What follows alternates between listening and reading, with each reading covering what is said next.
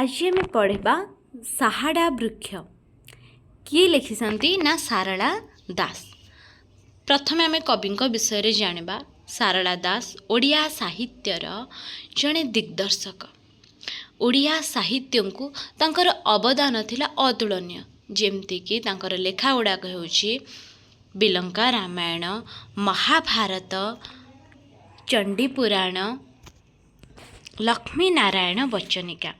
तो तांकर सबुठारु श्रेष्ठ लेखा थिला महाभारत। ये महाभारत तरे 18टी पर्व अछि। से 18टी पर्वरु तार प्रथम पर्व होछि आदि पर्व।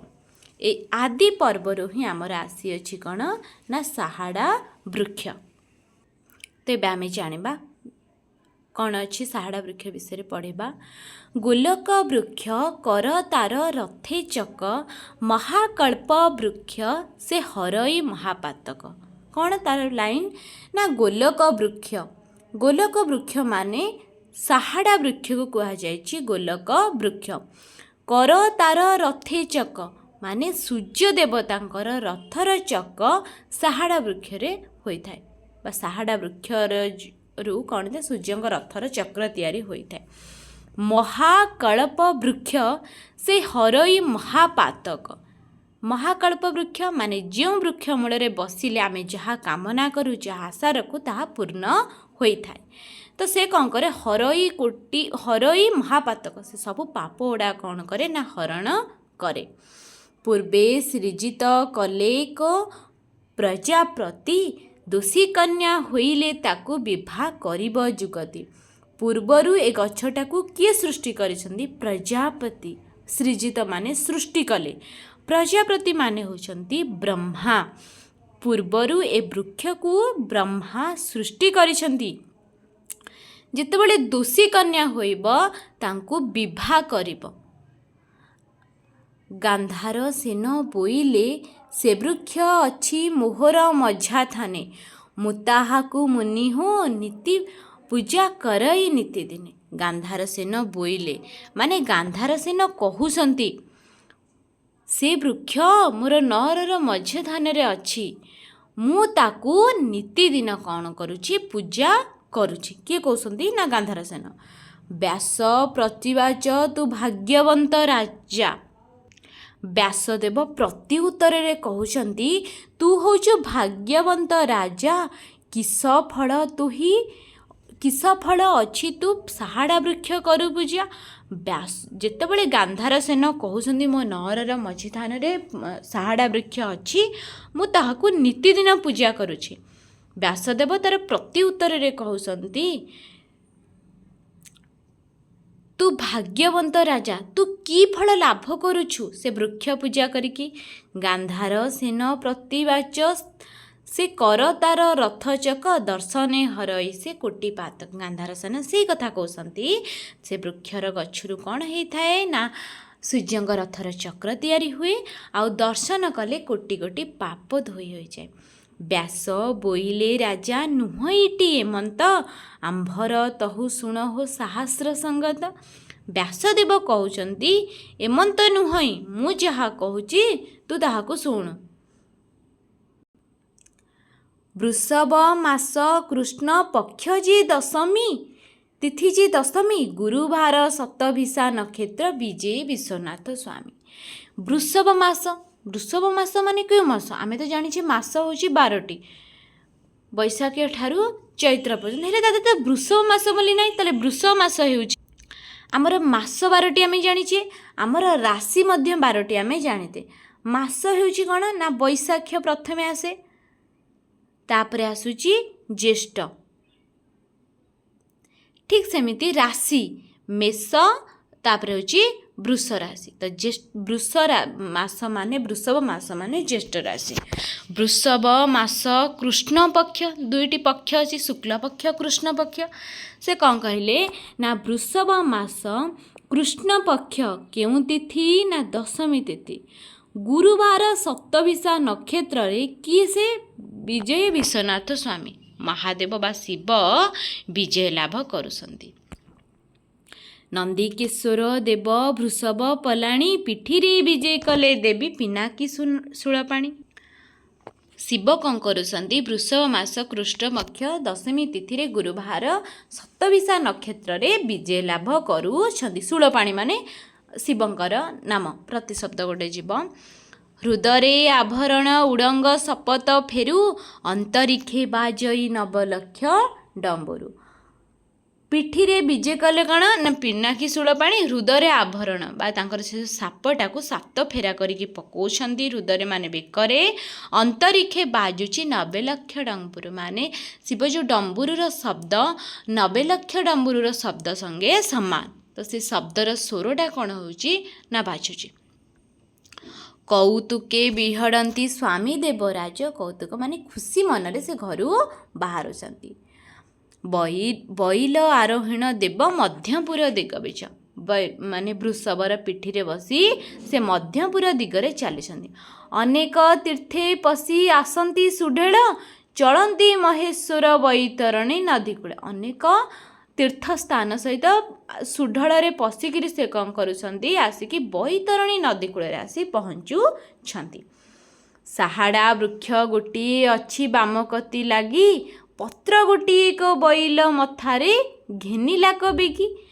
ସେଇ ବୈତରଣୀ ନଦୀ କୂଳର ବାମକତି ଲାଗିକି ଗୋଟେ ସାହାଡ଼ା ବୃକ୍ଷଟେ ଅଛି। ତ ବୃଷଭ କ'ଣ କରୁଛି? ତାକୁ ଦେଖିକି ତା ପତ୍ର ଆଣିକି ମୁଣ୍ଡରେ ଲଗାଇ ଦେଉଛି। ଈଶ୍ୱର ପୁଚ୍ଛା କଲେ ଶୁଣ ହୋ ମହାବୃଷଭ, ପୁଚ୍ଛା କଲେ ମାନେ ପଚାରୁଛନ୍ତି ବୃଷଭକୁ, ଏ ପତ୍ର ଗୋଟି ମଥାରେ ଘେନିଲୁ କି ସୁଲଭ ହେବ? ତୁ ଏ ପତ୍ର ମଥାରେ ଘେନିଲୁ, ତୁ କି ସୁଲଭ ଲାଭ କରିବୁ? ବୃଷଭ ବୋଇଲା ଦେବ ବାମେ ଯେବେ ସାହାଡ଼ା ବୃକ୍ଷ ଥାଇ, ପତ୍ର ଗୋଟିଏ ଶିରେ ଘେନିଲେ ଅମୃତ ଯୋଗାଡ଼ ପାଇ। ବୃଷଭ କହୁଛି ମହାଦେବଙ୍କୁ, ଯେତେବେଳେ ବାମ ପାର୍ଶ୍ୱରେ ସାହାଡ଼ା ବୃକ୍ଷ ଦେଖିବ, ପତ୍ର ଆଣିଲେ ଅମୃତ ଯୋଗାଡ଼ ଭୋଜନ ପାଇବ। ଡାହାଣ ଭାଗେ ଯେବେ ବୟର ବୃକ୍ଷ ଥାଇ, ତହିଁରେ ପତ୍ର ଗୋଟିଏ ଘେନିଲୁ ଶତ୍ରୁକ୍ଷୟ ପାଇ। ଡାହାଣ ପାର୍ଶ୍ୱରେ ଯେତେବେଳେ କ'ଣ ହେବ ନା ବୟର ବୃକ୍ଷ ମାନେ ବରକୋଳି ବୃକ୍ଷ ଦେଖିବ, ସେଥିରୁ ପତ୍ର ଗୋଟିଏକୁ ଆଣିକି ଯେତେବେଳେ ଲାଗିବ, ସେତେବେଳେ ଶତ୍ରୁକ୍ଷୟ ହେବ। ଆଗରେ ଶ୍ଵେତ ଦୁବ ଦେଖିଲେ ମଥାରେ ଘେନିବ ତୋଳି, ଅନେକ ଦୋଷ କ୍ଷୟ ଯାଏ ଶୁଣିମା କପାଳି। ବୃଷଭ କହୁଛି, ଯେତେବେଳେ ଆଗରେ ଶ୍ଵେତ ଦୁବ ଦେଖିବ ମାନେ ଧଳାର ଦୁବ ଦେଖିବ, ଯେତେବେଳେ ମଥାରେ ତାକୁ ଆଣିକି ମାରିବ, ସେତେବେଳେ କ'ଣ ହେବ ନା ଦୋଷ କ୍ଷୟ ହେବ। ତୁଳସୀ ବୃକ୍ଷ ଯେବେ ଦେଖିବ ପଛକତି ଲେଉଟି, ମଥା ଏଣେ ଘେନିବ ହାଦେ ଝଡ଼ିଲା ପତ୍ର ଗେଟି। ଜ୍ଞାନ ଅଜ୍ଞାନଣ ଯେତକ ପାପ ଅଛି, ତକ୍ଷଣେ ସକଳ ପାତକ ଯାଇ ଲେଛି।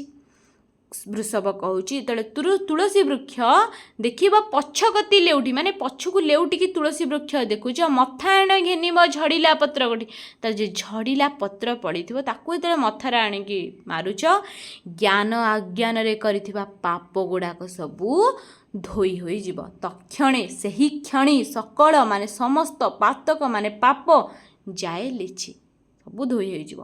ସୁପଙ୍କୁ ଅର୍ଣ୍ଣ ପ୍ରାପତ ସାହାଡ଼ା ପତ୍ର ଘେନିଲେ, ଈଶନେକ ଚରିତ ବୃଷଭ ବୋଇଲେ। ଭୋଜନ ପାପତ ହୁଅଇ ସାହାଡ଼ା ପତ୍ରକେ ଘେନିଲେ, ଆଜି ପରଖି ଜାଣିବ ସଦାନନ୍ଦ ବୋଇଲେ। ଏସବୁ ଶୁଣିକିରି ଶିବ କ'ଣ କରୁଛନ୍ତି? ମନେ ମନେ ଚିନ୍ତା କରୁଛନ୍ତି, ଦେଖିବା ତୁ ତ ଆଜି ସାହାଡ଼ା ପତ୍ର ଘେନିଛୁ, ତୁ ଆଜି କେମିତି ଭୋଜନ କରିବୁ ମୁଁ ଦେଖିବି। ତ ଏଠି କ'ଣ କରୁଛନ୍ତି? ଶିବ ମନେ ମନେ ଆକୁ ପରୀକ୍ଷା କରିବା ପାଇଁ ଲାଗିଛନ୍ତି।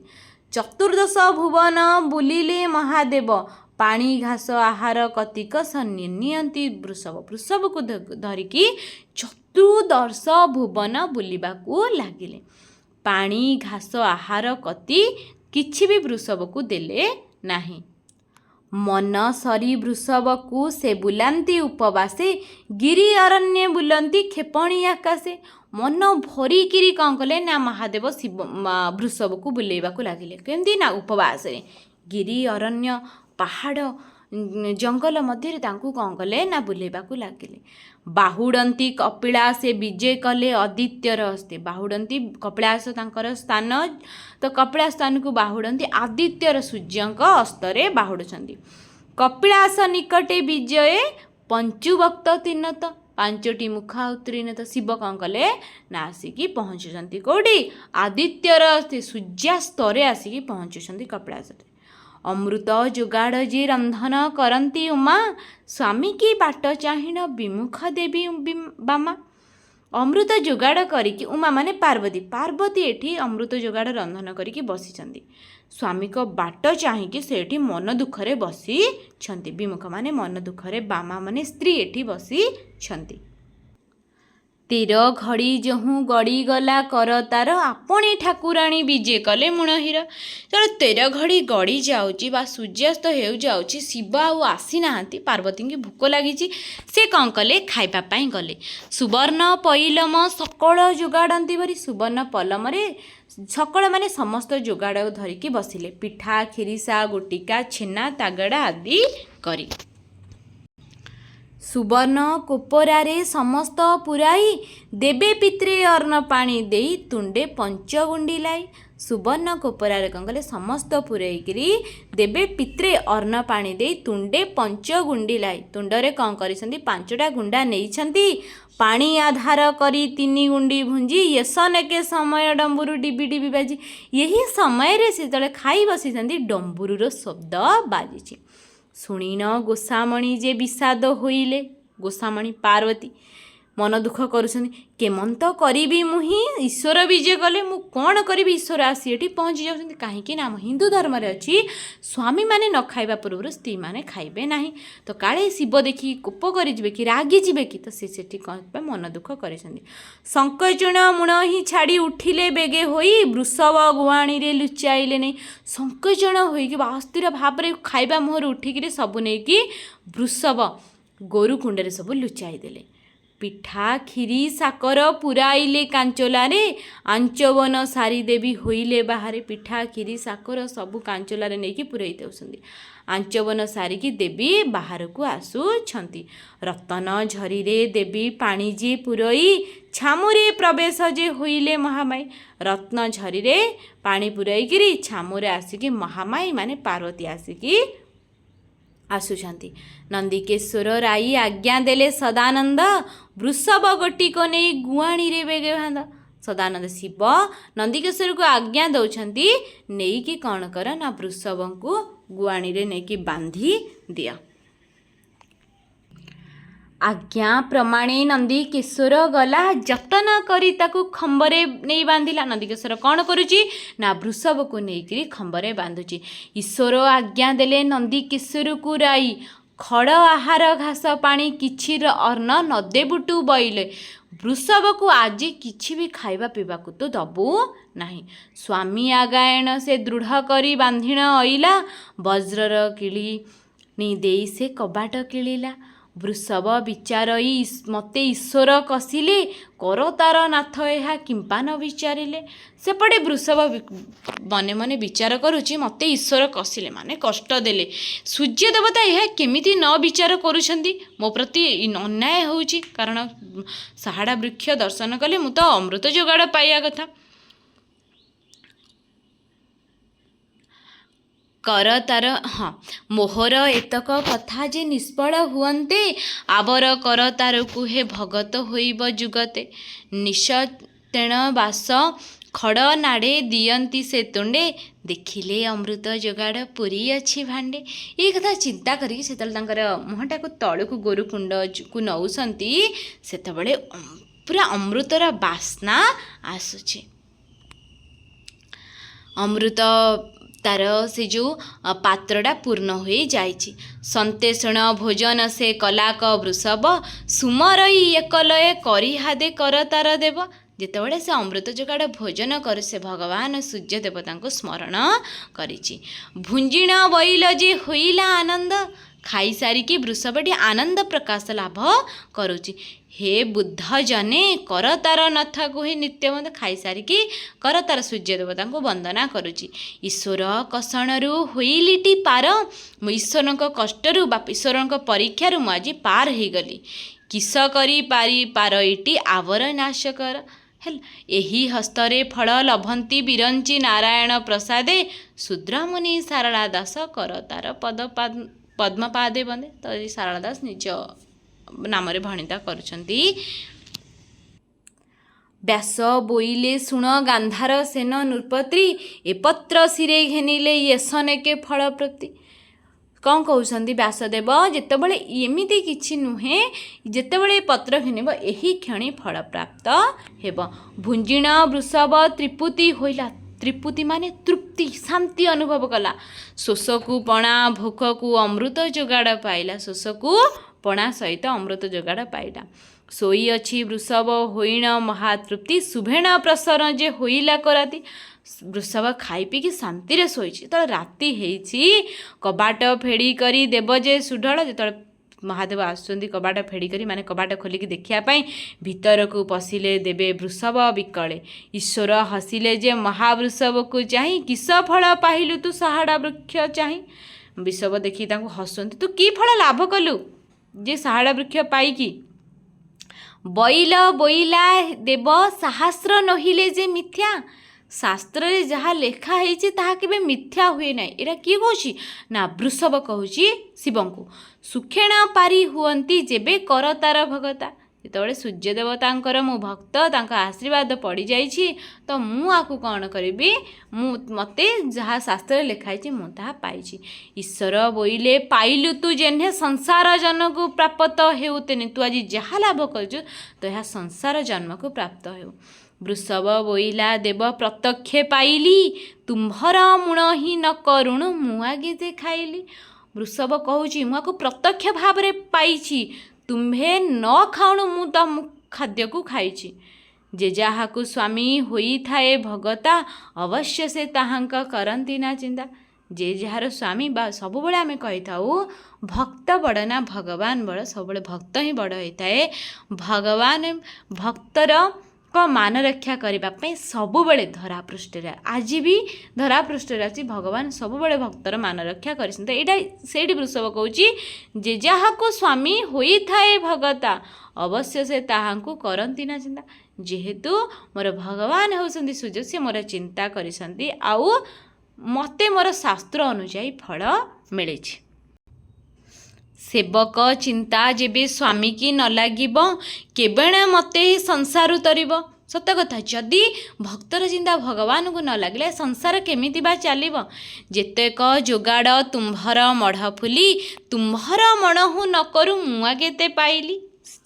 वृषभ एटी कहूँ जेतक जोगाड़ करके मढ़ फुली तुम्भर मण तुम्भे न खाइबा पूर्वर मुता पाइली।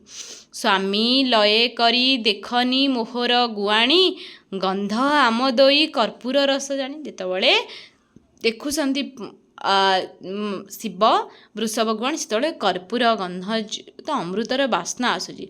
स्वरूप देखी ईश्वर विषाद होइले पार्वती की सल्लज होई पचारे। पार्वती को लाजरे पचारुछंती वृषभ को नेईटी केहू देला मो जोगाड़ तुम्भे जान निकी देवी एथिरे तथ्य जे व्यवहार।